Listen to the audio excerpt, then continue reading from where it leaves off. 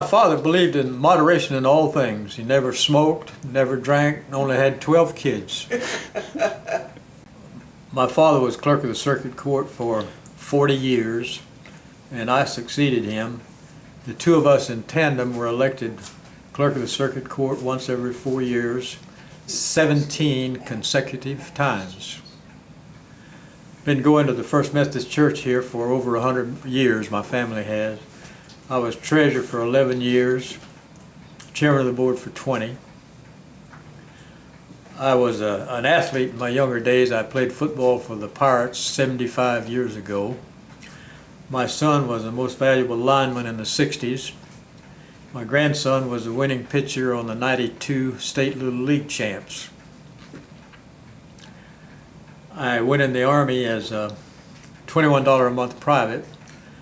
I came out as a major and a battalion commander. I spent 11 months in the jungles of New Guinea, 30 days on Corregidor. Oh, and I fought the Battle of Sydney. All the young men in Australia were in North Africa fighting Rommel, and they needed somebody to cheer them up. It was tough duty, but somebody had to do it. I was born in 20. And last week I celebrated my 91st birthday. Tell me about what you remember about Pasco High School. Did you play any sports?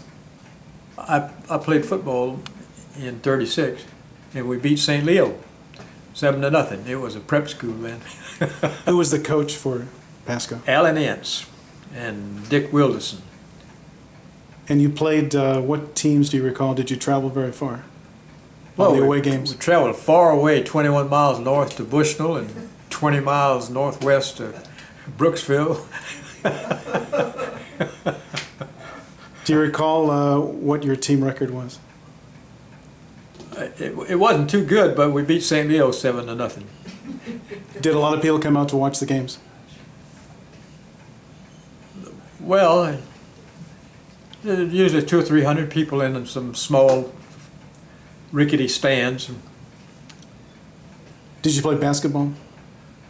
I only took part in one basketball game, intramurals. Only 4 of our classmates in the senior class showed up, and they said, "You got to help us out and come on, make 5." And this is the truth. I don't think they kept records like that, but I should have got credit for 2 points because they threw the ball and it bounced off of my head and went through the basket. And so I should have got credit for 2 points because I was the last one to touch the ball. Is that a true story? That's a true story. And do you have any memorable teachers from Pasco High School? Well, one was the coach, and he also taught algebra, and he would send me to town to get his beech nut chewing tobacco, and that way I got out of school. How many terms were you elected as clerk? 7.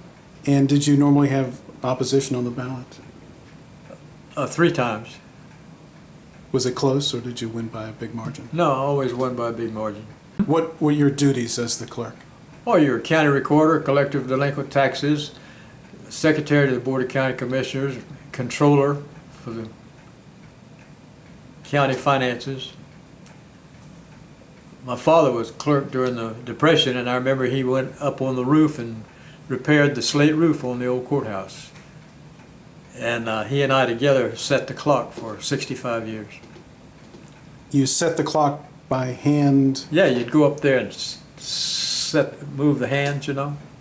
How often did you have to do that? Well, you know, if the juice went off, yeah, you'd have to go set it then when you started it. What were you doing like when Pearl Harbor happened? I had gone into the Army and was in the Army in Tampa, the Air Force headquarters at Fort Hesterly Armory, and I was home for the weekend, and I was sitting in my car in front of what is now Kiefer's Village Jewels. You could park in the middle of the meridian then. There was trees, and you could park in the middle. And I was sitting right there early Sunday afternoon playing the radio in my car, and the radio came on and said, "The Japanese have just bombed Pearl Harbor." I said, "I better get back to the post." Tell me about your father.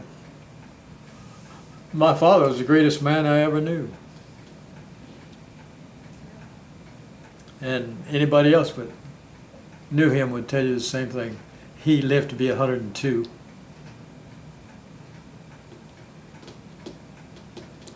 He had 12 brothers and sisters, and so sometimes somebody would say, I ran into a Burnside down in Plant City, is that a cousin of yours? My stock reply was, probably. Did he have any job besides in county government? Well, he ran a store in San Antonio in 1892, and then he worked for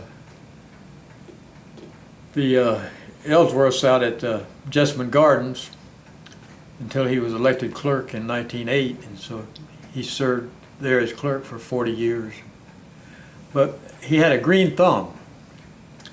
There's a trick in growing orange trees that you don't have the rootstock of the type of tree you're growing.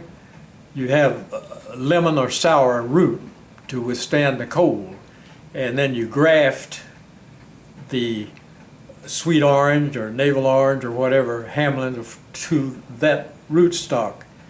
And he was a real artist at that. Although he was a pencil pusher by profession, he was also quite a farmer, and he was an artist at that.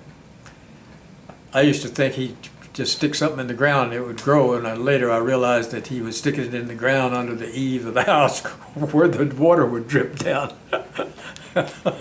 Where was your father born? He was born out Blanton, right here. My grandfather and my great-grandfather were soldiers in the Confederate Army, and my grandfather told me that the Yankee General Ambrose Everett Burnside was his cousin. I never got it confirmed, but anyhow, he was the first president of the National Rifle Association, and so I tell people I have a redneck, my Southern heritage, and my cousin was the first president of the National Rifle Association. I think, doesn't the word sideburns come from the name Burnside? And this General Ambrose Everett Burnside, he grew sideburns, and when he was stationed in Washington, D.C., that's when that came about, sideburns. So I want to tell you this story, how close I came to having a bad name. He was succeeded as the commanding general of the Union forces by General Hooker. And so the army was encamped outside of Washington, and they called that Hooker's Army. And some of the nice ladies in Washington, D.C. would go out to visit with the soldiers, Hooker's soldiers, and they got to where they called them hookers. Well, what if my cousin had remained in command? They would be calling them Burnsides when they... Now, you're not sure that you're related to him, is that right? No, it was never confirmed. That's what my grandfather said. Growing up in Dade City, you went to the movies, I guess, a lot. Oh, yeah. What theater did you go to? Colonial Theater was a little frame building downtown, no sound. Somebody would play the piano or something or other. And so then when the Crescent Theater opened, I remember it coming on the screen, it'd say, "Silence is golden, let your neighbor enjoy the talkies, thank you."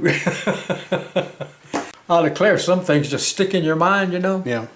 I remember 75 years ago listening to the Orlando radio station, WDBO, and somehow they had this expression about, "Oh, come on, Ross," you know, if somebody fumbled a ball or something or other. And I still extemporaneously say that, remark about that when I do something. I say, "Oh, come on, Ross." After all these years, that sticks in your mind.